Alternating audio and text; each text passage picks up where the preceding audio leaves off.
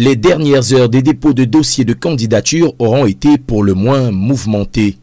Il est un peu plus de 19 heures, jour de deadline, lorsque le perron d'Elections Cameroun à Yaoundé voit apparaître un homme disparu des radars depuis quelque temps. Dieudonné Yebga se déclare candidat pour le compte du Manidem.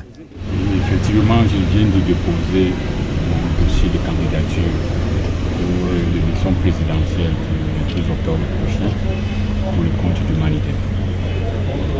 Pourtant, Maurice Kamto a été investi par ce même parti politique quelques jours plus tôt par l'entremise d'une alliance avec Anissé Ekane, leader du Manidem. À ce moment, les esprits se troublent. Qui est donc le véritable président du Manidem? Du point de vue de l'administration territoriale, c'est Anissé Ekane. Du moins si l'on en croit un document signé du ministre et daté de 2018. À cette époque, un litige oppose Dieudonné Yebga et Anissé Ekane. Nous voulons savoir et décidons d'aller un peu plus loin en tentant d'interroger le site officiel du MINAT. Malgré nos tentatives, peine perdue, le site ne répond pas. Ce qui n'était pas le cas quelques heures plus tôt, avant le dépôt de la candidature de Dieudonné Yebga. Les deux événements seraient-ils liés?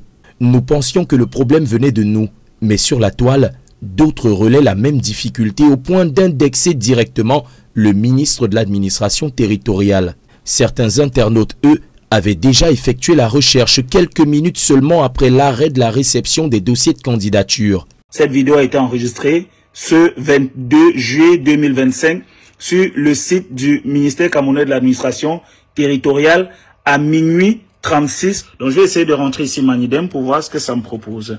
Manidem et je tape entrée.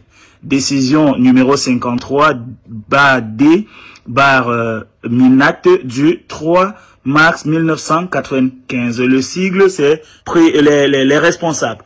Président Anissé Ekane, vice-président Ndokmo, fils Valentin, trésorier Ticho Florent. Nous retentons notre chance et finalement, le site s'ouvre. Nous pouvons à ce moment nous-mêmes prendre connaissance du contenu du site officiel.